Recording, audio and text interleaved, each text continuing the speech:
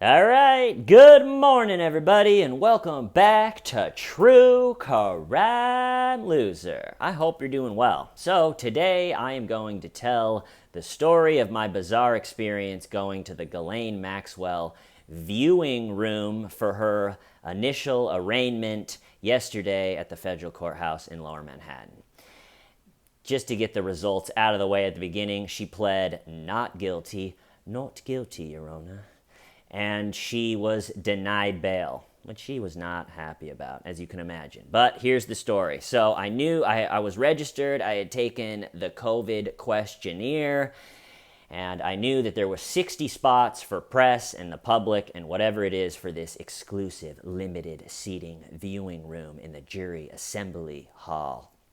And so, being that it was first come, first serve, I was going to get down there early. So I got down there at 6 a.m. And the one person in all of New York City to beat me was a woman by the name of Roberta Glass, who has a podcast. So fair play to Roberta. She said she beat me by 5 minutes. And so we're holding it down. It's 6 in the morning. I'm standing on a piece of red tape that's socially distanced from other pieces of red tape on the cement, waiting to go in. I have no idea at this point what time they're letting us in, which is what time we can go to the bathroom, and it's just a total mystery. I'm standing in front of the federal courthouse at 6 in the morning. Right after me, a guy from the Times UK showed up, and right after him, a guy from the Daily Mail showed up. If you've read any story by the Daily Mail about Epstein, it was probably this guy. And also, I think yesterday I called it the Daily Sun on my video. That'd be a good name for a paper, right? It's like Rise in the Morning with the Daily Sun. So that was my little core group right there, and I thought that the press would be all over it. Again, I didn't know if I'd get there at 6 in the morning and there'd be a line around the block already, but they trickled in. I probably could have gotten there. It started at 1 p.m. I probably could have gotten there at 12:30 and still gotten a seat. It would have been in the back, but so the journalists are trickling in. It's kind of interesting. They all know each other, so they'll show up and be like, "Oh, it's so good to see you. I haven't seen you since Weinstein." And they've all done this type of thing over and over. And I guess Weinstein trial was in January and February. And so they were saying, "Oh, the weather's so good. We're not wearing coats. It's so good to see you." You know, they're hugging, they're showing up. One lady, I think, recently got a new tattoo on her ass, and she even was like, "Oh, check this out," and bent over and showed another journalist her new ass tattoo. So my point is they all know each other. And so people are trickling in, and been there a couple hours, and it's 8 o'clock, and there's a bunch of federal courthouse security guards everywhere wearing police type uniforms, and then there's different type of like indoor security guards that are wearing more of the suit type, like the feds. And so we're sitting there killing time, no idea when we get to go to the bathroom or go inside or really anything. Just happy that I'm second in line and I got the spot. Around 8 o'clock, guy comes out, and at this time it's still only the four of us. So Roberta, me, the Times UK, and the Daily Mail. So around 8 o'clock, guy comes out and goes, "All right, we're going to let you guys in. You can put your stuff down. You can save your seat. You can use the bat." And we're like, "This is amazing. Thank you so much. Couldn't have gone better." There's a cafeteria up on the eighth floor. So we were thinking, this is perfect. So the process to getting in this building is you walk in first, and there's footprints on the ground 6 feet apart. So you have to stand on the footprints. And then there's a kiosk thing where you go up and you had a QR code that they sent you after you took the COVID-19 questionnaire. And so you go up and you put your QR code that they text you in front of this thing, and it reads it, and then your name comes up. And then right after it reads it, you have to put your face up in this thing, and it takes your temperature.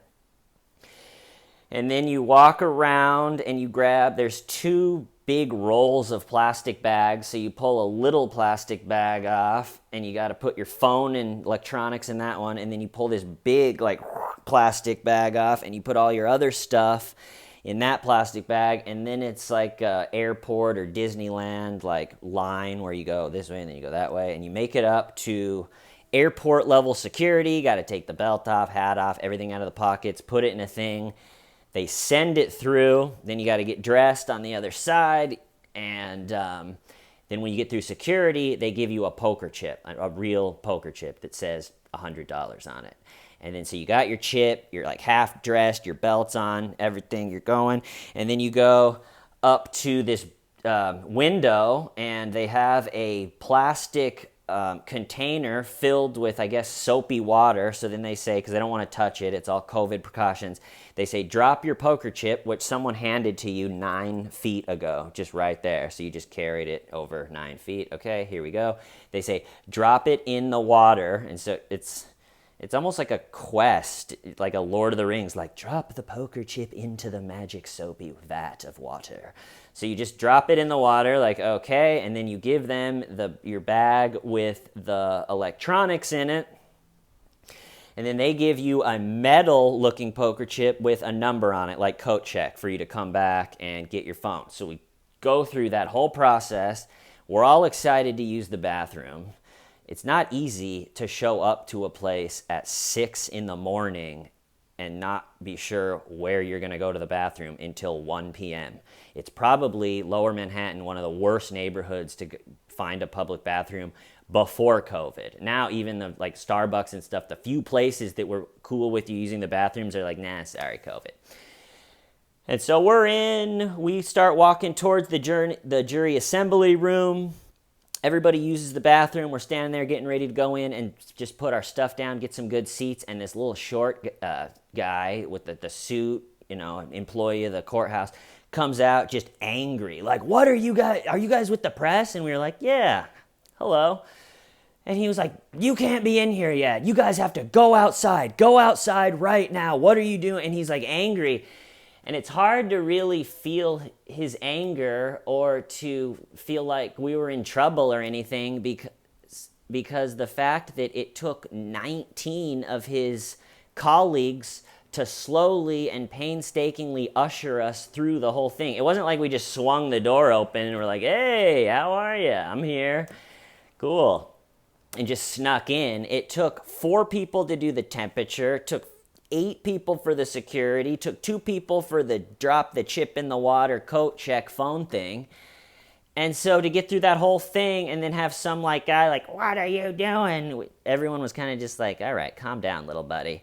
But he's furious, so he ushers us. He's like, nope, you gotta get, we were like, well, we already checked our phones, and he's like, nope, you gotta get them. So after that whole process, now we go back, we say to the phone check lady, yeah, angry dude says we're booted. So we give the metal thing back, get our phones back, and go back outside, and are now standing at the same spot on the red tape lines in front of the courthouse, just being like, all right, attempt 1. So that was at 8 o'clock. Again, it's filling in really slow, though. And even when the journalists would show up and say hi to their friends, they'd say, like, wow, it's light today, or it's really slow. And I asked the Daily Mail guy at one point, I was like, why? Where is everybody? Does people just not care? Or is there just a, do they have a, what's it called, a narrative that this doesn't fit? What is where is everybody? Why are me and Roberta at the front of the line? And he just was like, I don't know, maybe people, since there's an audio line, that was easier, just listen to the audio and get their story out. But it surprised me how slowly people trickled in. I imagine if it was my job to get that story, I would have just made sure I got a good spot and got down there. But maybe they're burnt out or thought that it was fine. But anyway, so attempt 1 to bring us in was a fail, and we're sitting there. And then at 11:30, so another couple hours go by, same thing. They pop out and they say, okay, we're going to start letting people in. You guys can grab a chair. We're going to do 5 at a time. So first 5. So it's Roberta, me, the Times UK, Daily Mail, and then whoever was behind Daily Mail. So we get in, same thing. You got to do the QR code, and then you get your temperature taken, and then you get the bag, and then you get the other bag, you put your stuff in, and then you put your other stuff in, and right at that point where me and Roberta are pulling bags out, someone walks out and goes, "Nope, they can't come in yet, nope." And we were like, "We just did this, come on, don't you guys have walkie-talkies? Can't this dude talk to that dude with just a, hey, are we ready to come in yet?" And they were like, "No, we got to go back out." So after another temperature thing and ripping off more bags and plastic, they put us out again. It's like, okay, hanging outside. It's a beautiful morning. Just waiting again. And then I can't remember exactly what time it was, but they came out again. "All right, everybody, it's time to go in." So one more time, we did the QR code, we did the temperature, we ripped the bags, we go all the way. Roberta and I are doing security already, and I'm telling you, this is not an exaggeration for the comedy in this story. A guy came out one more time. So we had joked coming in, "Hey, third time's a charm, how are you?" And once again, the guy came out and was like, "What is going on? Not yet." And that time it wasn't just the first 5 people. It was easy when it was just like, "All right, the first 5," and we came in and they're like, "Not yet." And so the 5 people walked out. But this time they had maybe like 30, 20, 30 people already in so they mush everybody back, and then everyone's back out in front of the courthouse. And the people that were in the back of the line don't really want to go back to the back of the line again. So it's just like milling around the front, and finally they're like, "All right, we'll go in the back." So finally, at a little bit before 1, they were like, "Okay, everybody," as if we hadn't gone in 4.5 other times. "Okay, everybody, we're going to let you guys in." And we did the whole process again, poker chip, security, the whole thing. I'm not going to go over it. And finally, we are in, and we go around the corner, and so obviously I don't have my phone, I don't have anything. They are sticklers about no footage in the building. So all over the walls are courtroom sketches of just the huge cases that have happened there. So it's pretty cool because it's like these framed, and the sketch artists are talented, so you can go, through and check out. It almost is like the morbid version of Madison Square Garden, because if you go to Madison Square Garden, they have all these awesome framed pictures of all the musicians and boxers and athletes and everybody that's performed at Madison Square Garden all over in the framed pictures. And this is kind of the opposite of that. It's like all these criminals, but still in a way, it's like nice to see all of the art framed on the walls, and it just makes it look classy. So we go into the big jury assembly room. It was chosen because it's the biggest room for social distancing and everything. It's a nice big carpeted wood wall, the dark wood that's in courtrooms. And up at the front, there's like a big, what would look like a big wood judge type setup, American flag. The trash can was gold, and so we all pour in. I get a great seat. I'm second in line, got down there at 6 a.m. So the court sketch artist, there was 2 of them. The pictures that you've seen from the sketches came from both of these ladies. So the only people in front of me were Roberta was in front of me and the 2 sketch artists, but I could watch them sketch as it went, which was really interesting.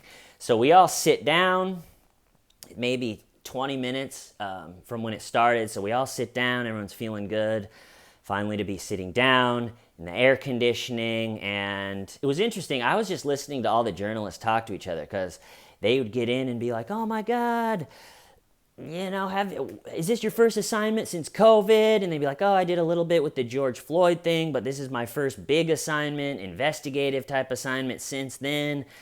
And just listening, and while that's happening, there's these 2 big screens, projector screens up, and they have the same thing on both of them. And so they'll be blank, and then all of a sudden, like a picture of a table, a round table, which the federal prosecutor would end up sitting at. So the big picture of like a round table would pop up, or maybe there'd be 2 guys in the picture, you could tell like tweaking with the camera, doing tech stuff and saying like, okay, and then that picture would disappear and a picture of like a blank white room would show up and then it would disappear and then it'd pop up again and there'd be someone in there testing the audio or something. So we're all just sitting around basically talking to whoever's sitting next to you. It was the woman covering it for BBC sitting next to me, the Daily Mail guy like on this side, the Times right behind me. I mean, it was surreal. I'm sitting in there. At one point, the BBC woman goes, "What publication do you write for?" And I was just like, it's my own YouTube channel. It's called True Crime Loser. She was just like, "Oh, cool." And so we're just sitting in there. The tech stuff is happening, but no one's really paying attention. It'll just like pop up and go away. And, we're sitting there. And all of a sudden it pops up and there's it's in the white room and a middle-aged Mexican man is sitting in there. I think probably just messing with the tech or something. But all of a sudden pops up a middle-aged Mexican man, and I made the joke, "There she is," and got a decent little laugh, the people around me, and then it popped down. And then all of a sudden, without warning, just like that, it was like, boom, big screen, white room, Ghislaine Maxwell sitting there. Nothing had started yet. The judge wasn't in there. Once it started, the judge had a square, her lawyer had a square, the federal prosecutor, they had a square. So it was like watching a big Zoom meeting. But this was either just a mistake and they clicked her camera on, or they were testing it to make sure it worked beforehand. But we're all sitting there, and all of a sudden, boom, there she is. And I go, "That's her." And there's a woman like diagonal to me. Everybody's 6 feet away, and there's a woman diagonal to me, and she goes, "That's not her." And I had just made the joke that the Mexican guy was her. And so for just like a few seconds later, for me to be like, "Hey, that's her," I think people were like, "Wait, is this a joke again?" And so the woman's like, "That's not her." And I was like, "That is her." And then the BBC woman goes, "That is 100% her." And there she was. And I don't know if it was the anticipation or just I could truly feel her evil through the screen, but I got chills. I got legitimate chills staring at this woman. I didn't think that I would be legitimately horrified by this woman's presence, but I'm telling you, just finally seeing her on the screen, and she didn't have a mask on. I didn't know if it was going to be a Lori Vallow all the way across the room with a mask on, or it's like, this could be anybody. But she's sitting there with her face this close. And at first she had glasses on. She quickly took them off, and she never put them back on. I'm sure you guys have seen she had her hair pulled way, way back into a little ponytail. And she was just sitting there, and it was surreal. And she was going like this. She kept doing this the whole time, and it just was creeping me out. And she'd use her ring finger to do her eyebrows, and then she'd use her pinky to do her eyes. And I'm just sitting there, and I was just like, this woman is scary, legitimately scary. And so the whole thing gets going. And the judge is saying, "Hey, how are you?" to the lawyers. "Good evening, Your Honor." And she says hi to Ghislaine. And it's like you could hear a pin drop because it was like, we're the first time we're going to hear her talk. And she just goes, "Good afternoon, Judge."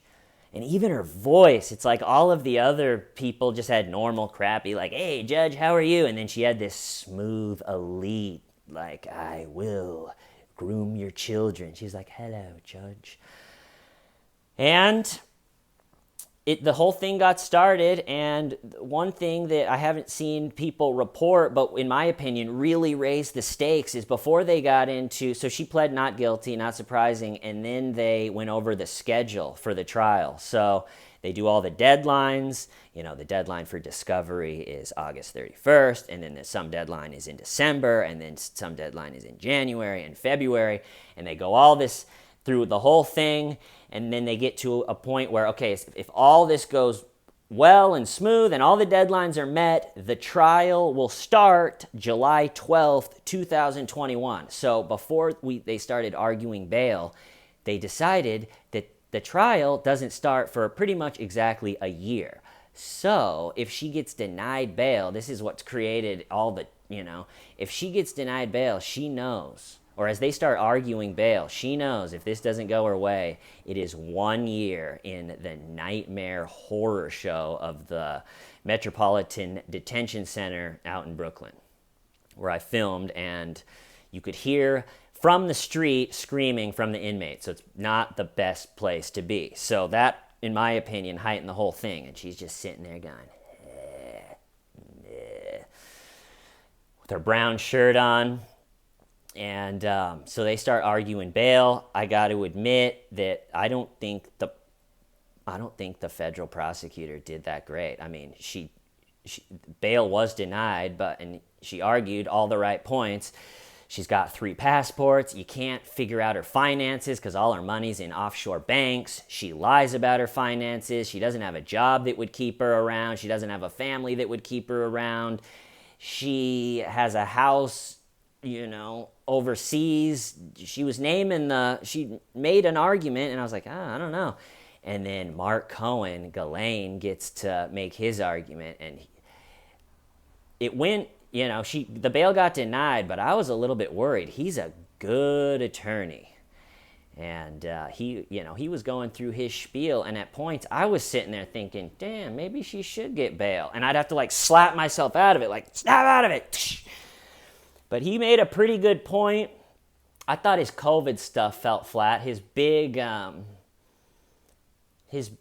COVID thing was it's not even realistic to be able to defend a case with COVID and not being able to meet with her, and that felt pretty flat. But he was poking holes in the government's case, saying they're just trying to throw dirt on her, and it's all spin, and you can spin all of this stuff however you want. Like the federal prosecutor had said when law enforcement got to the house in Virginia that she was trying to get away and sprinted into the other room and locked the door. And he argued that by saying, all right, well, that is one way to describe it, but you can also describe it as a woman that was in her pajamas and saw a ton of unknown men and people approaching the house, and like anyone would do, she went into the bedroom and closed the door. And so stuff like that I don't think hit as hard as maybe the federal prosecutor was hoping. And I was sitting there being like, is she going to get bail? This is crazy. And so they finish up the bail, and then the judge starts doing the spiel where they're saying, all right, I've made my decision, and then they really go in detail of why they made the decision for no bail. But you could tell as this judge was making the decision, or making her speech that ends with bail is denied, you could tell about maybe a minute or two before she actually officially said bail is denied that it was going to be, just by the way she was going and the things she was saying. And Ghislaine looked sick. She had, for a lot of it, she was up here. And then when the witnesses, there was a couple victims that had read victim statements, she was looking down and her eyebrows really were cartoonishly slanted and evil. But by the time the bail was reading, she was just back here, kind of just looked like she had gotten smacked in the face. And the last 30 seconds, when you knew for sure the judge was denying bail, at one point she scooted her chair in. And to do that, kind of angrily scooted her chair in. And when you do that, your head goes forward. So all of a sudden she scoots her chair in and her head came really close to the camera. And I was thinking, how horrifying would it have been if the judge was doing her spiel about denying bail, and then right when Ghislaine realized she wasn't going to get it, she just head-butted the camera, and it just goes fuzzy, and everyone's like, ah! But she did not look happy, as you can imagine, to be, this deal was sealed that she will be in that horror show jail for a year, and now the whole thing's going to slow down because the government's got to get all their evidence together, which isn't going to be easy. A lot of electronic records, a lot of old stuff from the Florida case. A lot of these accusations are 25 years old, so that's going to be an uphill battle. And let's see, what else do I got? So then the thing ended, and all of the journalists had deadlines. It went long. Everyone was like, is it going to be a half hour? Is it going to be a full hour? I think it was more than 2 hours. So right when it ended, they're like, all right, we are going to let 6 people out at a time. So the people with the phones that you have to drop the thing in the soapy water, don't get overwhelmed. And they're like the BBC woman, she must have had a deadline where she's got to get her story, and she like sprinted up there and was like, I got a deadline. I can't, wait in this stupid thing. So they start letting people out. I had to go to the bathroom really bad, and so I could finally go through the line, get my phone, turn to go to the bathroom, and they say, sir, where are you going? And I say, I got to use the bathroom. And they go, oh, in order to use the bathroom, you'll have to go through security again and give them your phone. Go through the phone, poker chip, metal chip, soapy water, and I had done it. I just was like, all right, and I just left. And like I said, it was surreal. I think it's going to slow down a lot in the case now. I'm probably going to go and check out a couple more hearings as they happen, definitely towards the end when there's a lot at stake. But thanks for everybody for following the whole thing. I think it was worth seeing her. I had to see her, even if it was on video. I just had to see that woman, and I don't know. But wild day. Hope you're having a good week. I will see you next time. Why, Stavin, why? Shalom.